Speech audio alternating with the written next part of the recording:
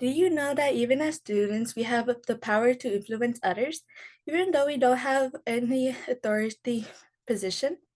We often think about power as something tied to professors or titles like managers, but the truth is, students carry meaningful influence every day throughout the way we communicate and connect with others.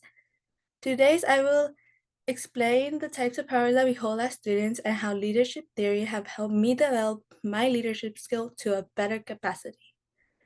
First, I'll talk about the student power we have and the influence our communication can make. Second, I'll share how leadership theory have shaped the way I lead and communicate. And as students, we may not have official authority, but we have a real source of influence. In chapter 10 of our text, it explains that power comes in many forms, and three of the most important for us are the informational, referment, and connection power. Thinking think about informational power. This happens when we share knowledge or resources with others. For example, when you make a study guide or share it with your classmates, you exercise informational power because you're shaping the way how others think. This is very important because this later on makes you like a tutor and it helps you understand other students later on as well. Then there's reference power, which comes from building relationships when your peers respect you because of your reliability, kindness, and just your presence by itself. Finally, there's the connection power, which comes from who you know. If you know an administrator or a student leader, you can access and network and get things that other students may not.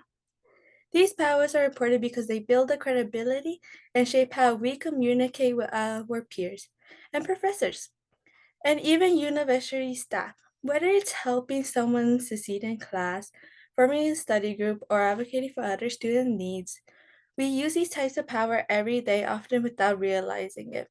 The second power is my growth as a communicator because and how it got impacted by the leadership theory.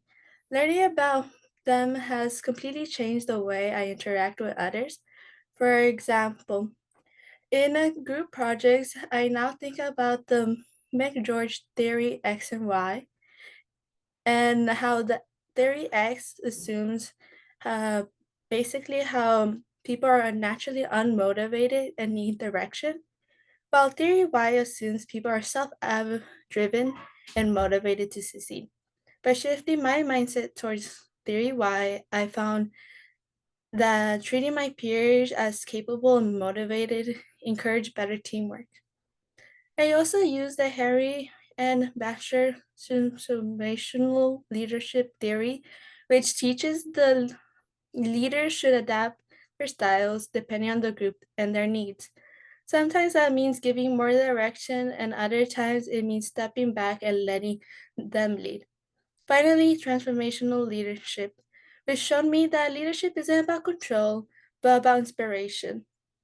Research by Dan and Wright highlights how transformational leaders motivate others by focusing on the vision, encouragement, and positive change. In my own experience, when I approach group work with encouragement and enthusiasm, people respond in more creative and more committed. Another thing is these theories have shaped my communication, making me not only more effective and also more aware how leadership is not about influence, but rather it's about communication. So let's return to the main idea. Even as students, we have influence by communicating through others and through the informational, reference, and connection powers. And leadership theory, such as the X and Y, simulation leadership, and transformational leadership, have helped me grow into a strong communicator and leader.